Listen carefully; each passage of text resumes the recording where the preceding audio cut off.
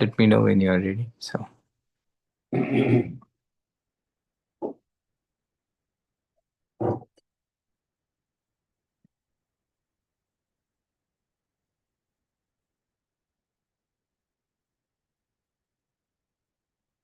Do you know where we are? Is it chapter 13, text second. number 6 and 7?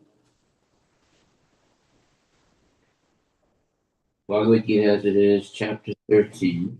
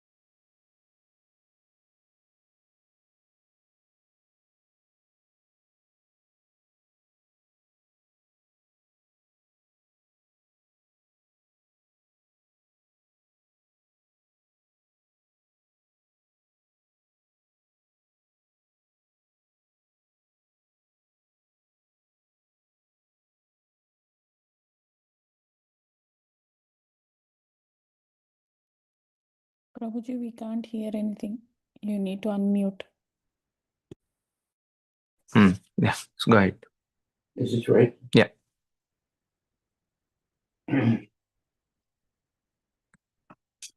False ego, the perception of the evil of birth, death, old age, and disease. Detachment, freedom from entanglement with children, wife, home, and the rest. Even-mindedness amid pleasant and unpleasant events. Constant and unalloyed devotion to me. Aspiring to live in a solitary place. Detachment from the general mass of people, accepting the importance of self-realization and philosophical search for the absolute truth. All these I declare to be knowledge, and beside this, whatever there may be, is ignorance.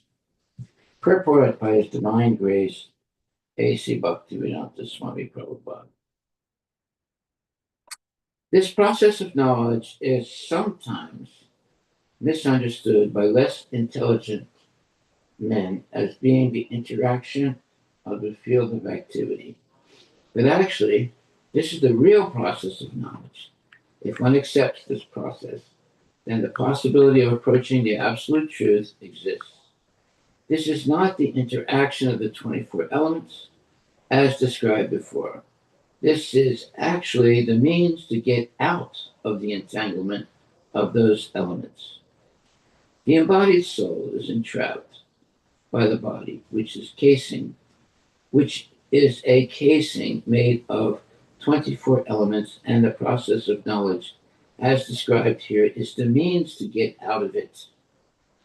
Of all the descriptions of the process of knowledge, the most important point is described in the first line of the 11th verse, Mari chananya yogena bhaktir avyabhicharini. The process of knowledge terminates in unalloyed devotional service to the Lord. So, if one does not approach or is not able to approach the transcendental service to the Lord, then the other 19 items are of no particular value. But if one takes the devotional service of full Krishna consciousness, the other 19 items are of, but if one takes the devotional service of full Krishna consciousness, the other 19 items automatically develop within him. As stated in Srimad Bhagavatam 5, 18, 12, Yasyat Sri Bhakti Bhagavatya. Excuse me. Akinchana Sarvir Gunais Tatra Samasate Sura. All the good qualities of knowledge develop in one who has attained the stage of devotional service. The principle of accepting a spiritual master, as mentioned in the 8th verse, is essential. Even for one who takes to devotional service, it is most important. Transcendental life begins when one accepts a bona fide spiritual master. The spiritual personality, the Supreme Personality of Godhead, Sri Krishna, clearly states here that this process of knowledge is the actual path. Anything speculated beyond this is nonsense. As for the knowledge outlined here, the items may be analyzed as follows. Humility means that one should not be anxious to have the satisfaction of being honored by others. The material conception of life makes us very eager to receive honor from others. But from the point of view of a man in perfect knowledge who knows that he is not this body, anything, honor or dishonor, pertaining to this body is useless. One should not be hankering after this material deception. People are very anxious to be famous for their religion, and consequently, sometimes it is found that without understanding the principles of religion, one enters into some group which is not actually following religious principles, and then wants to advertise himself as a religious mentor. As for actual advancement in spiritual science, one should have a test to see how far he has progressed. He can judge by these items. Nonviolence is generally taken to mean not killing or destroying the body, but actually, nonviolence means not to put others into distress. People in general are trapped by ignorance in the material concept of life, and they perpetually suffer material pains. So, unless one elevates people to spiritual knowledge, one is practicing violence. One should try his best to distribute real knowledge to the people so that they may become enlightened and leave this material entanglement. That is non-violence. Tolerance. Tolerance means that one should be practiced to bear insult and dishonor from others. If one is engaged in the advancement of spiritual knowledge, there will be so many insults and much dishonor from others. This is expected because material nature is so constituted. Even a boy like Prahlada, who, only 5 years old, was engaged in the cultivation of spiritual knowledge, was endangered when his father became antagonistic to his devotion. The father tried to kill him in so many ways, but Prahlada tolerated him. So there may be many impediments to making advancement in spiritual knowledge, but we should be tolerant and continue our progress with determination. Simplicity means that without diplomacy, one should be so straightforward that he can disclose the real truth even to an enemy. As for acceptance of the spiritual master, that is essential, because without the instruction of a bona fide spiritual master, one cannot progress in the spiritual science.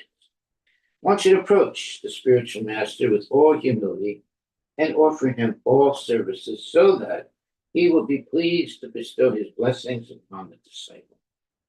Because a bona fide spiritual master is a representative of Krishna, if he bestows any blessing upon his disciple, that will make the disciple immediately advance without the disciples following the regulative principles.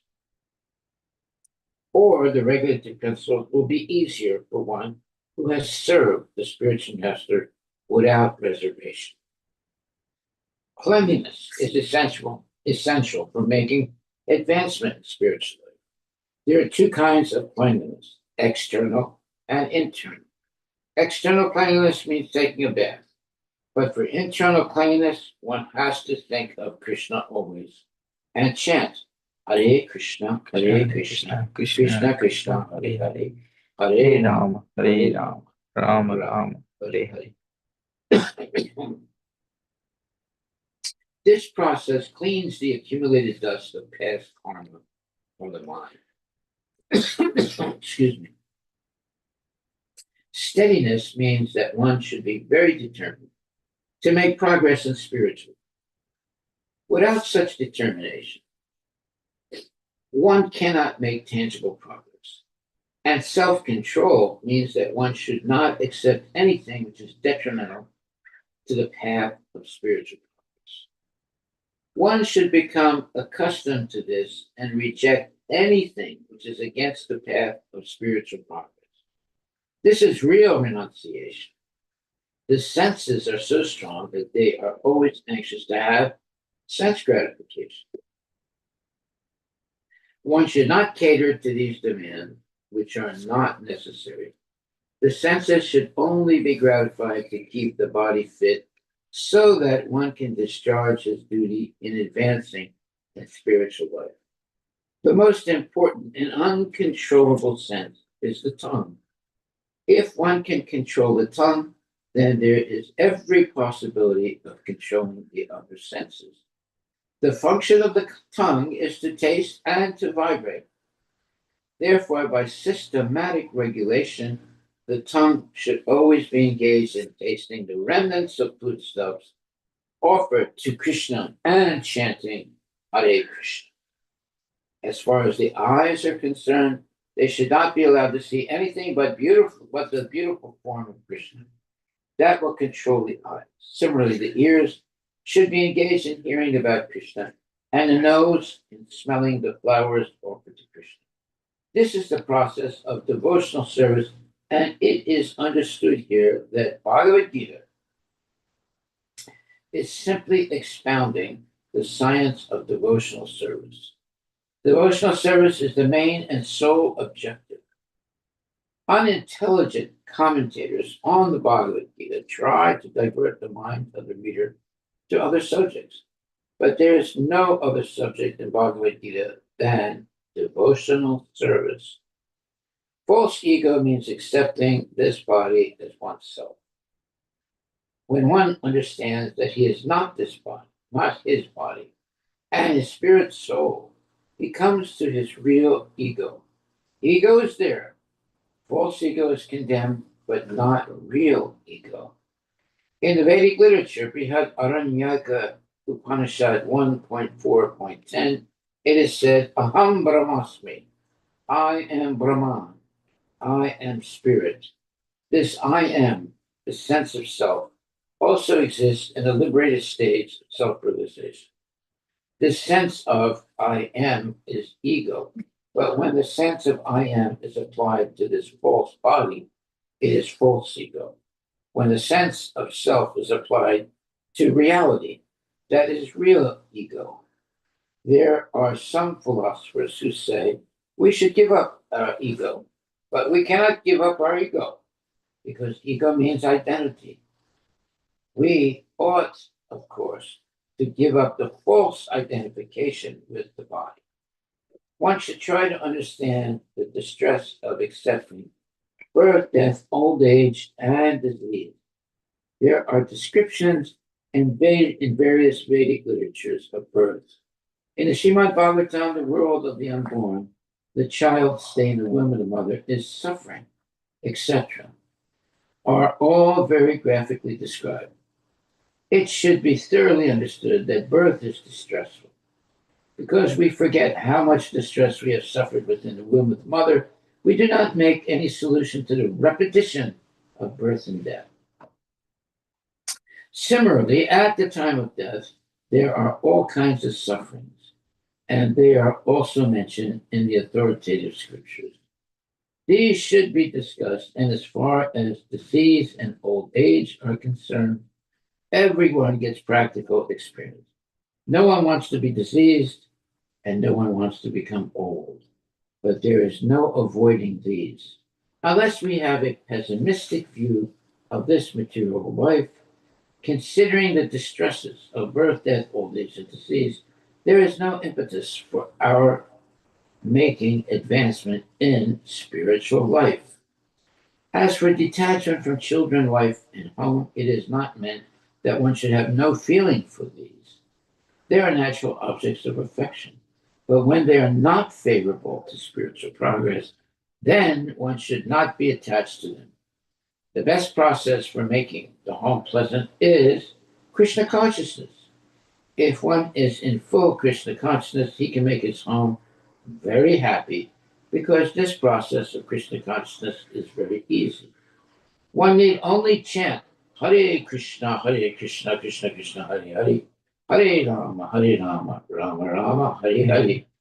Accept the remnants of foodstuffs offered to Krishna, have some discussion on books like Bhagavad Gita and Srimad Bhagavatam, and engage oneself in deity worship. These four things will make one happy. One should train the members of his family in this way. The family members can sit down morning and evening and chant together. Hare Krishna, Krishna Krishna, Hare Hare. Hare Rama, Rama Rama, Hare Hare.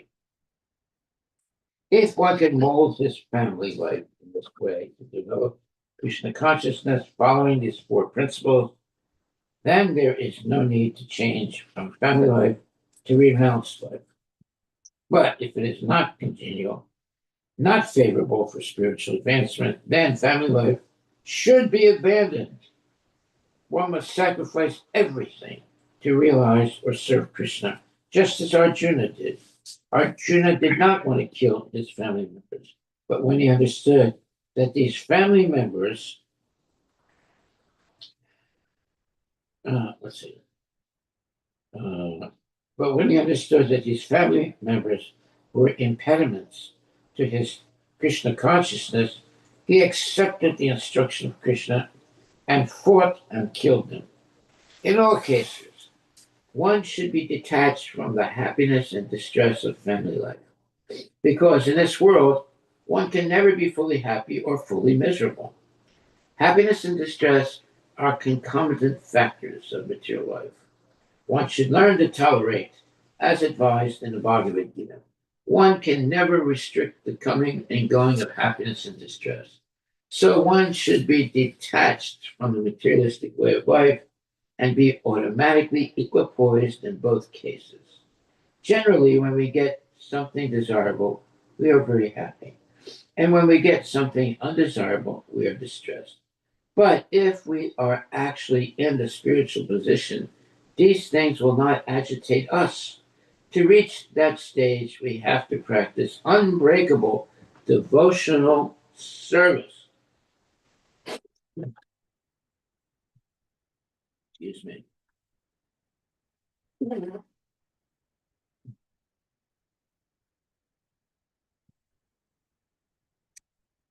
Okay. Happiness and distress are concomitant factors of material life. One should learn to tolerate, as advised in Bhagavad Gita. One can never restrict the coming and going of happiness and distress. So one should be detached from the materialistic way of life and be automatically equipoised in both cases. Generally, when we get something desirable, we are very happy. And when we get something undesirable, we are distressed. But if we are actually in the spiritual position, these things will not agitate us. To reach that stage, we have to practice unbreakable devotional service. Devotional service to Krishna without deviation means engaging oneself in the 9 processes of devotional service, chanting, hearing, worshipping, offering respect, etc. As described in the last verse of the 9th chapter, that process should be followed. Naturally, when one is adapted to the spiritual way of life, he will not want to mix with materialistic men. That would go against his grain. One may test himself by seeing how far he is inclined to live in a solitary place without unwanted association. Naturally, a devotee has no taste for unnecessary sporting or cinema going or enjoying some social function because he understands that these are simply a waste of time.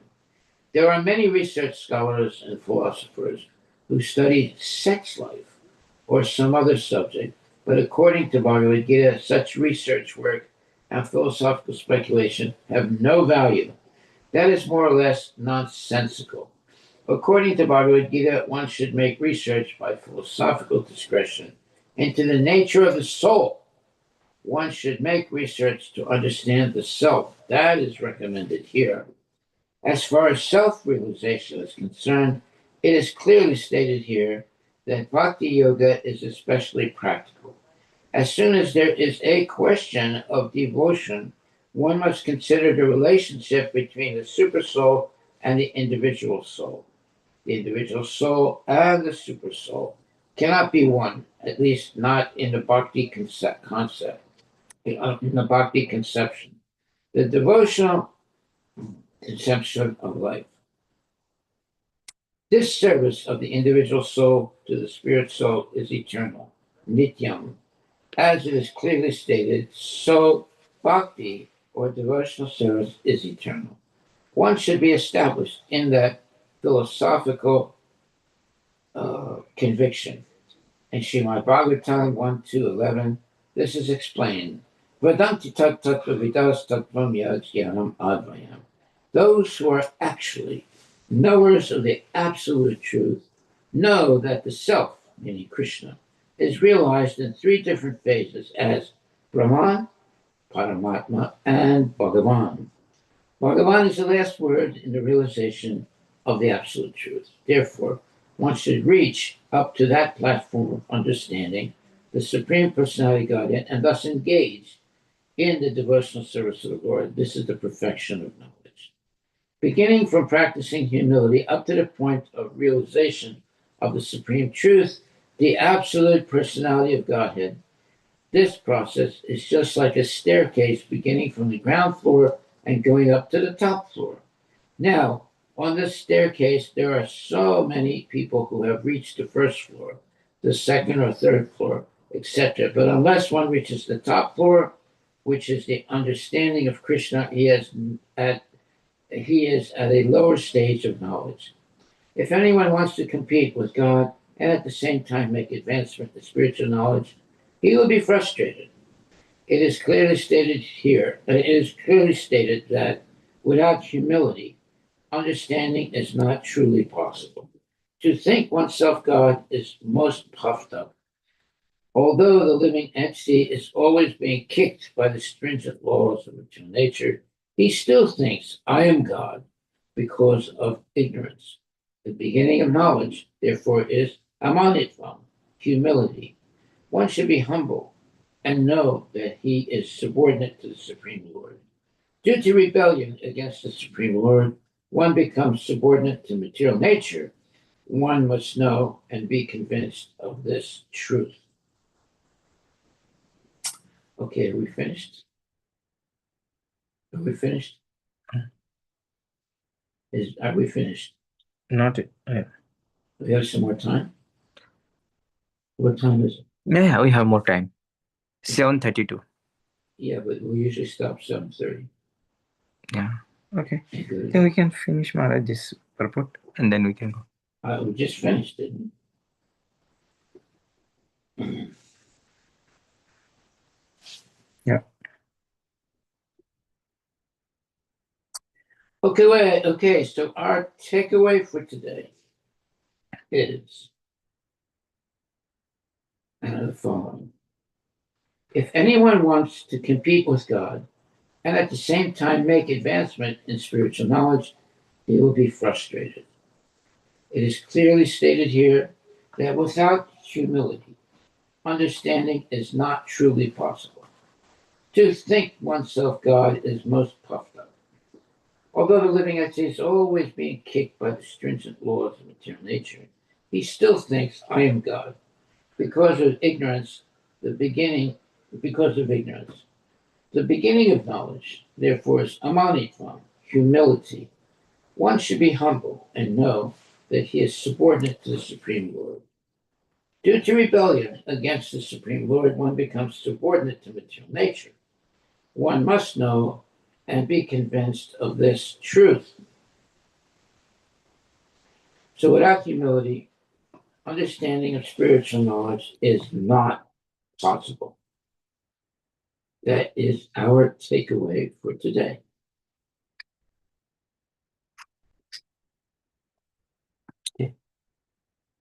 All right. Yeah. Are there any questions or comments? Any questions or comments? Don't hesitate to ask a question or make a comment.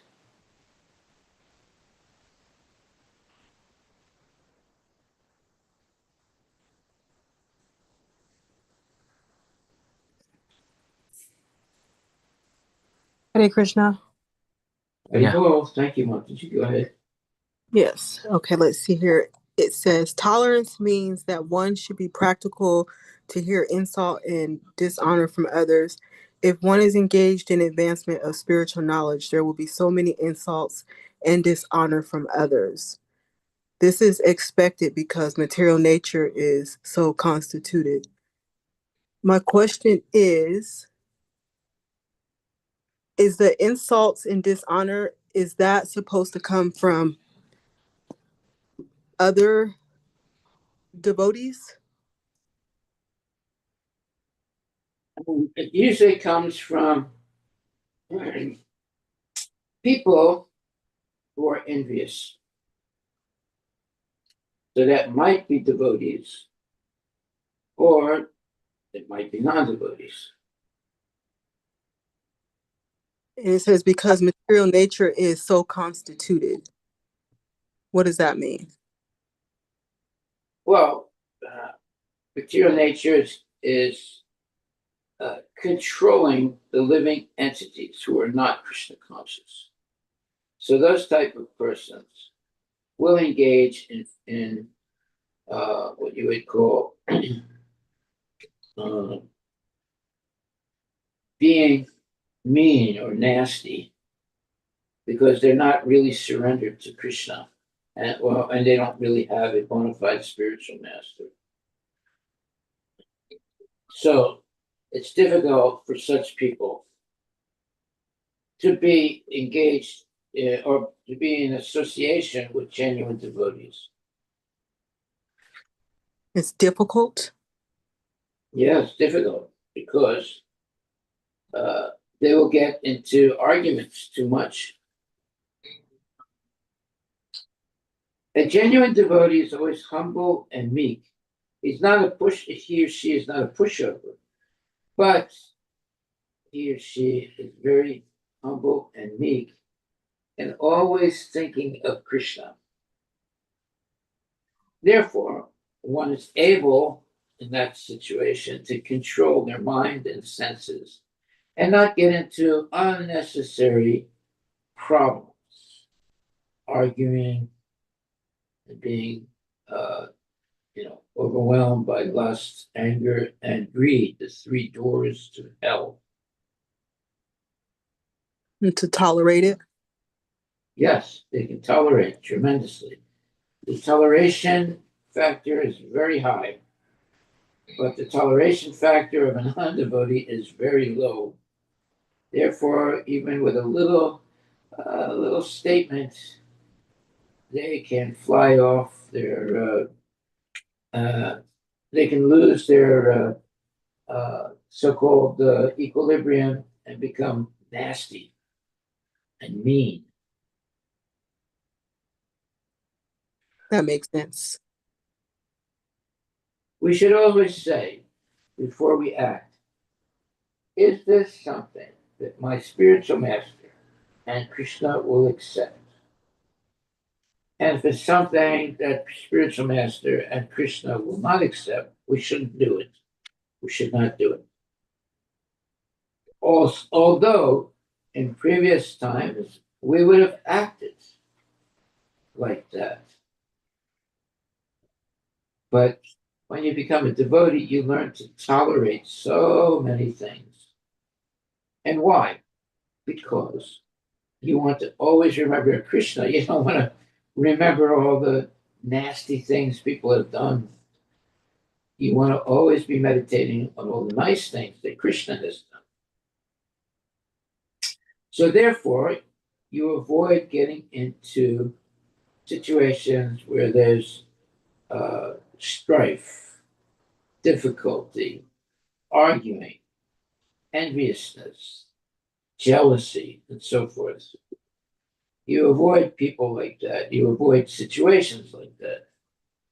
Why? Because you do not want your meditation on Krishna and devotional service to be interrupted by such gross nonsense, uh, you know, ex- uh, uh, gross and nonsense behavior that some people have.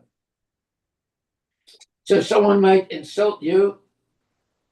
You should not take it seriously.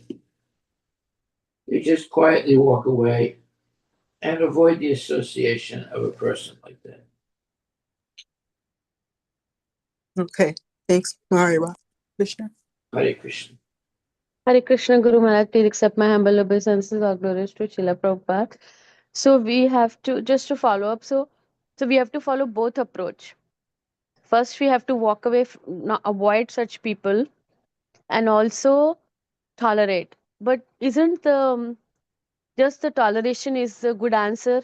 So if this is happening among the devotees, and if we start avoiding, then it will reach level where we are not talking to people. So should it be like you tolerate it?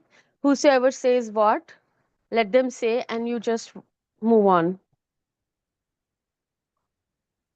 You will always find one person that you can talk to and be friends with and discuss Krishna consciousness with. So that's the person that you associate with. Okay.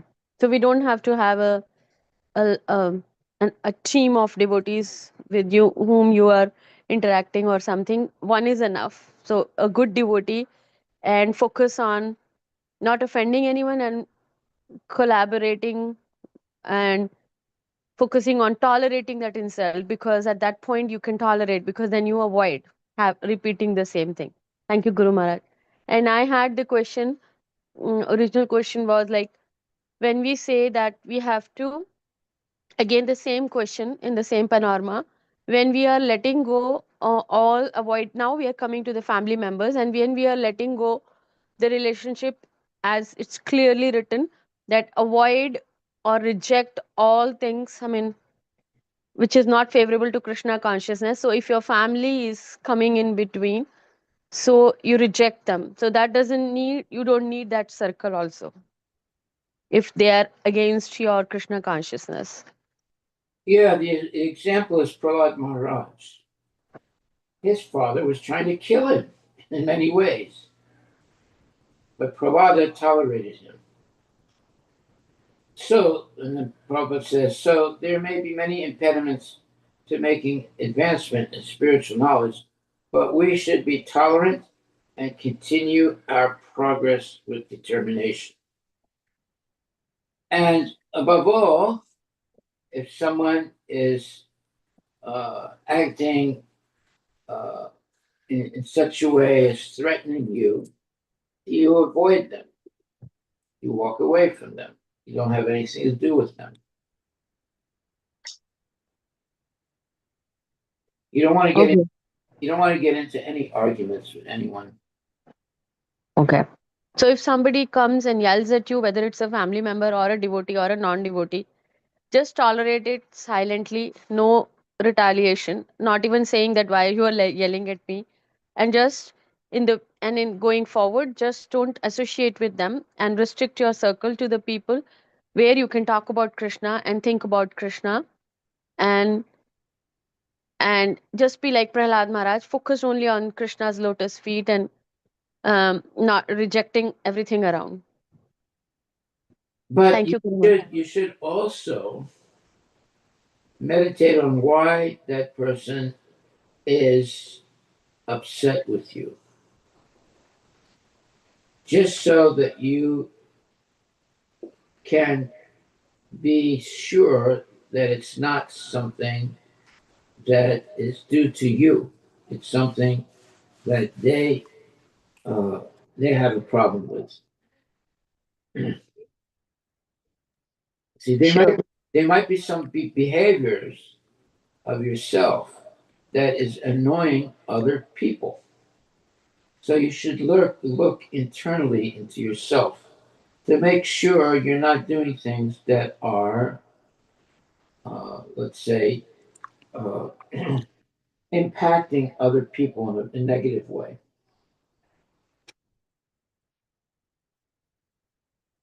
Self realization is very important, and what you would call uh, self examination is very important.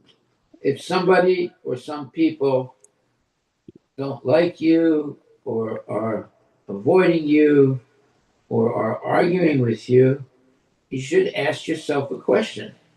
Is this something that I'm doing that is uh, uh, that is impacting these people in a negative way, or is it something that I can tolerate and not get upset and be humble and meek? You have to ask that question to yourself. Sometimes we may have behaviors without realizing that other people feel very uncomfortable with.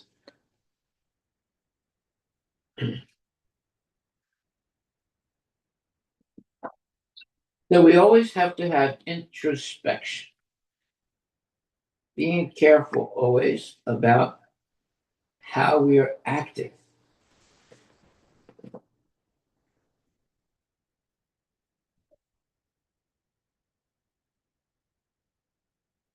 So here it says,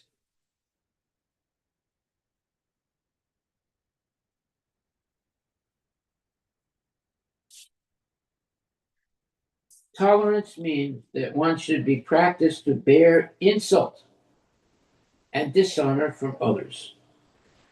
If one is engaged in the advancement of spiritual knowledge, there will be so many insults and much dishonor from others.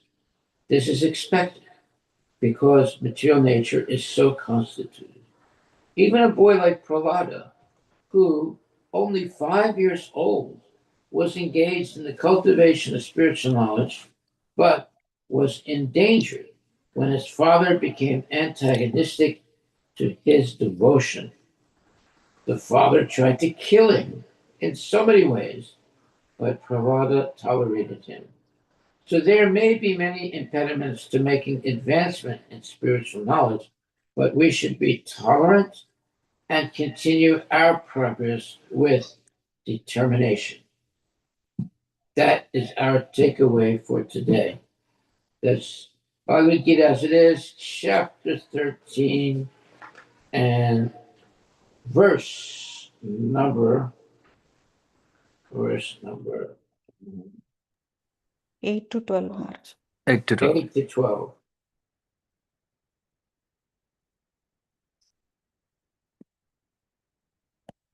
Yes. And in 8 to 12, you have to look up where it says tolerance. Tolerance means that one should be practiced to bear insult It's a very major statement. One should be practiced to bear insults and dishonor from others. If one is engaged in the advancement of spiritual knowledge, there will be so many insults and much dishonor from others. This is expected because material nature is so constituted. Even a boy like Prahlada, who, only 5 years old, was engaged in the cultivation of spiritual knowledge, was endangered when his father became antagonistic to his devotion, meaning Prahlada's devotion. The father tried to kill him in so many ways, but Prahlada tolerated him. So there may be many impediments to make advancement in spiritual knowledge, but we should be tolerant and continue our progress with determination. That is our takeaway for today.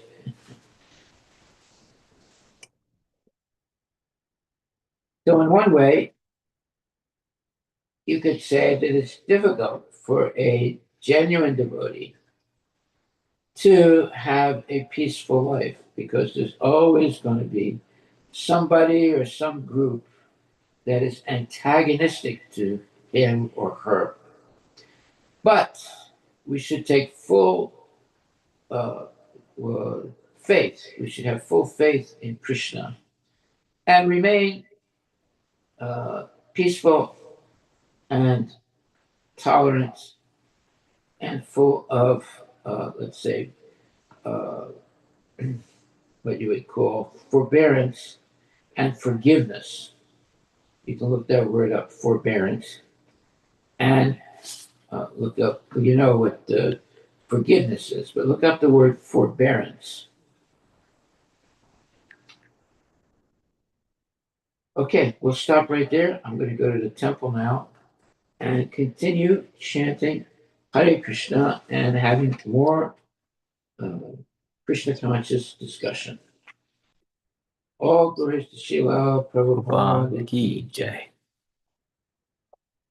Maharaj, forbearance means patient, self-control, restraint, and tolerance.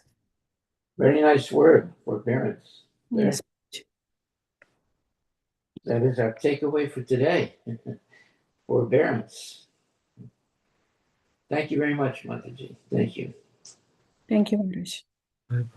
Okay, here we go. We're not going back to Godhead, but even better, we're going back to the temple for more Krishna. Hare Krishna. Hare Bol. Hare Krishna.